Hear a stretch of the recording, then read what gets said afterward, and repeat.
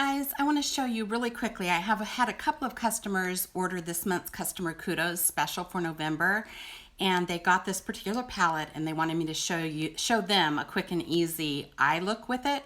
So let me show you. It's November 2019. This is this month's Customer Kudos or Customer Special, and you get this really cute makeup bag. It's kind of a shiny vinyl material, and then it unzips and it's got plenty of room for all your makeup. It's a great travel bag.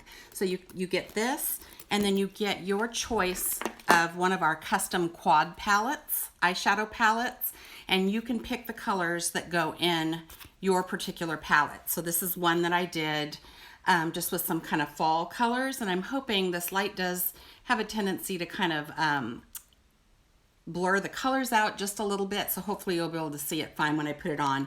So you get a custom quad palette, and then you also get your choice of mascara. And so my favorite is our 4D fiber mascara, and I'll show you how to put that on at the end. But if you don't want the fibers, you can also choose one of our Epic mascaras, and we've got 3 to choose from: a black, a waterproof black, and a brown, dark brown.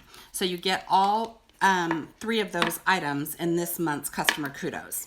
So let me stick this aside and then I'll show you the palette that they got, that they wanted some help with some looks on.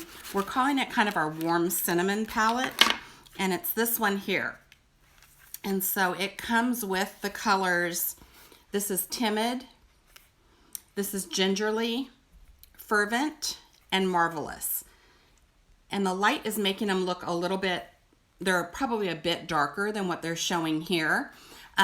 But basically what you want to do when you create a palette like this, let me turn my light down and see if that makes a difference. Maybe. Is you want to get kind of an overall lid color or highlighting color. You want to get what's called a transition color, which is going to go above your crease and kind of going to be that color between the lighter color and some of the darker colors that you're using. And then this one can also be used, either one of these, as a lid color. And then these are kind of your contrasting colors. So this can be your crease color, this can be your outer corner color. And then you can also use this on eyebrows. You can use this, the 2 darker colors, as a eyeliner underneath the eye, and I'll show you how to do that as well. So this is the particular palette that they chose. So what I normally do is I start with an eye primer because my eyelids are kind of a darker shade normally, and they also tend to be a little bit more on the oily side, although these customizable palettes, the pressed shadow palettes, do come with a built-in primer. But I just add this extra little layer, which is a primer. It just helps the colors pop a little bit more. And then for me, it helps them last all day because I don't get creasing because my eyelids are a little bit oilier. So I just put a little bit of this on ahead of time, blend it in and let it dry just a little bit. And it makes it just a little bit tackier for me, and it keeps my shadows on better. And so you can do your eyeshadow either before you do your makeup if you are worried about getting it, you know, down below that line, because you kind of don't want to come lower than the corner of your eye with your shadows, or it's going to close off your eye a little bit. But I have my makeup done and I'll just touch up if I need to. So what I'm going to start with is the color Timid, which is the lightest color. And I wish that was showing. This is actually more of kind of a peachy color in reality. And I'm just going to use our deluxe brush, and I put that all over my lid to start with. So I just pick up a little bit of the product. These are pretty highly pigmented, and so you don't need a lot of this, but it's just going to kind of give me that base color that I want to start my shadow look.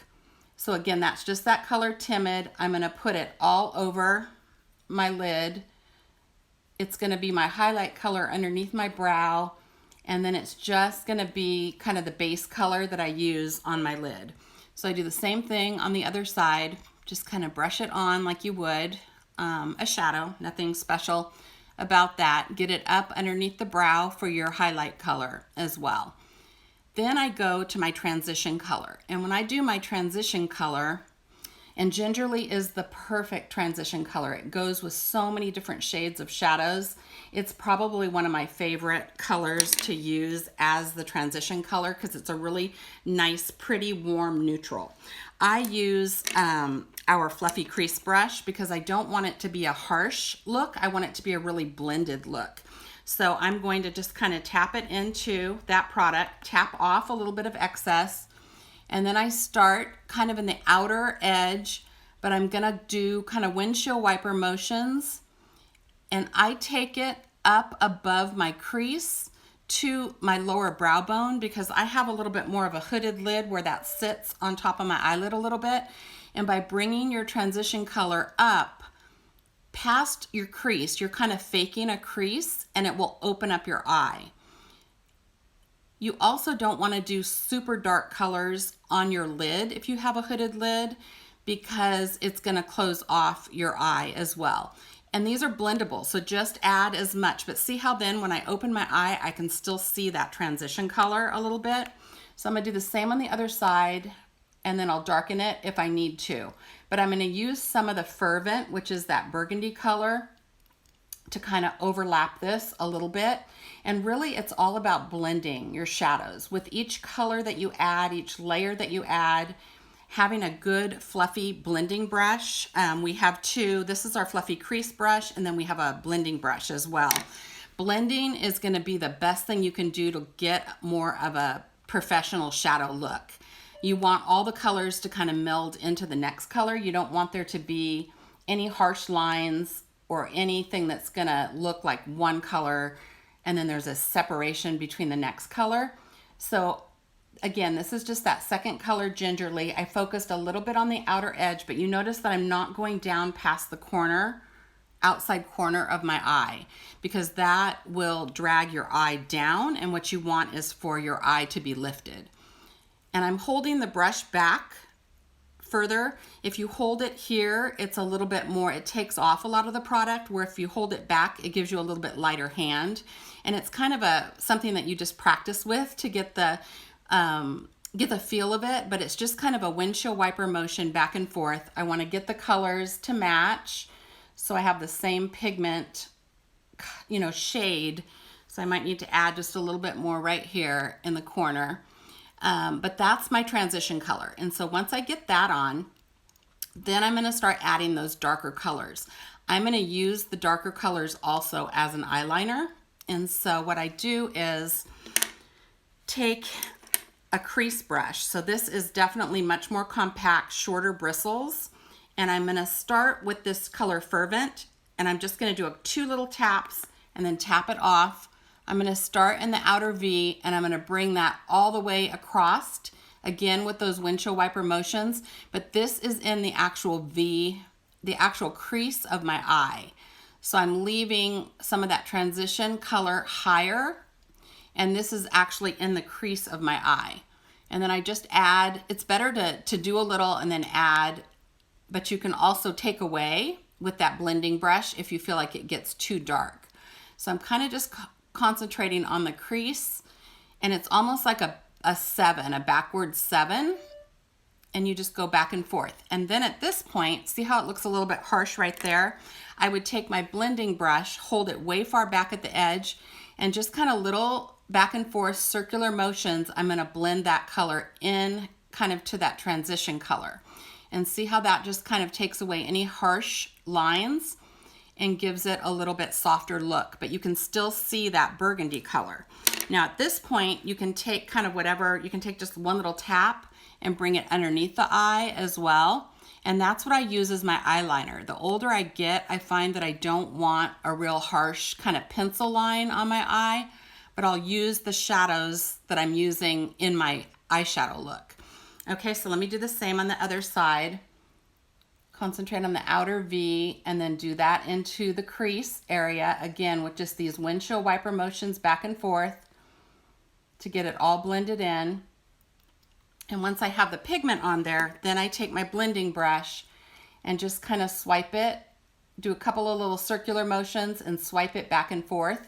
This just makes blending so much easier. The others, see how much easier it is to drag across the lid because it's bigger and it's fluffier.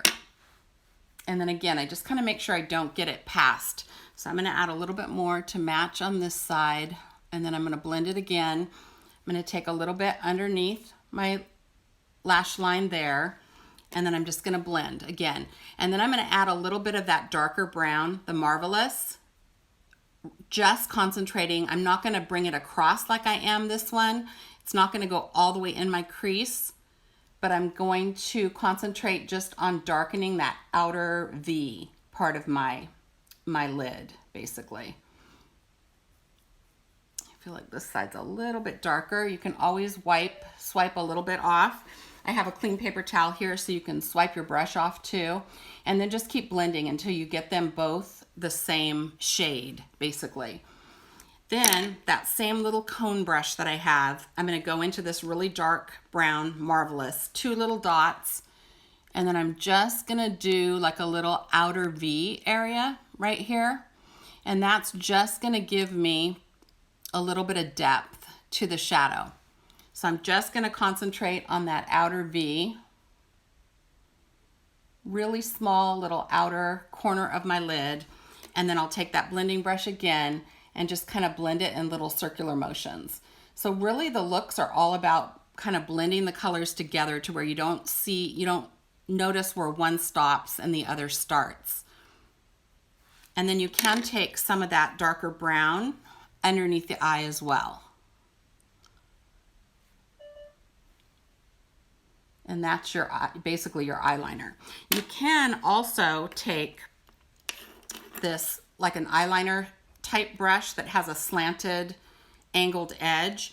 You can moisten it a little bit, but you can take it into that dark brown, and this can be eyeliner on the top of your lid too if you want, just by patting it really close to the lash line. And this will fake thicker eyelashes too because it fills in any gaps or spots there. So I'm just kind of tapping that. And this is what you would use if you wanted to fill in your brows with the powder also, depending on how dark. That might be a little bit too dark for your eyebrows if you're a little bit lighter. But then just blend, blend, blend. And then I'm just going to add a little bit of the Timid, which was that lighter color, back to my, my eyelid color. And then that's it. And so it's really, really, really simple. I'm going to take a little bit of that Timid on just my Fluffy Deluxe brush and kind of pat it on the first, maybe third or so. I don't want to go into the darkness that I have on the outside edge, but I'm just going to tap it on about the first maybe half of my eyelid and only to the crease. I'm not going into that crease color because I want that to be a little bit darker. But for me, I find as I get older, having a little bit of lightness on the actual lid makes it look like my eyes are a little bit more open. And then I just blend, a real light blend. And that's it. So basically just those 4 colors, it gives you a really pretty fall eye look. You can mix it up too if you want. You could just do like this color and this color, or this color and this color. You don't have to use all 4 of the colors together, but you can play around with it in whatever looks best on your eyelid, eye color.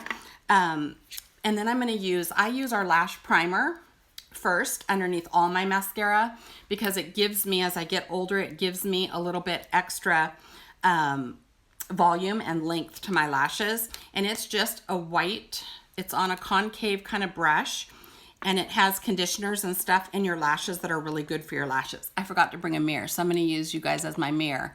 But I kind of look down a little bit and I just brush this on my lashes just like I would a regular mascara.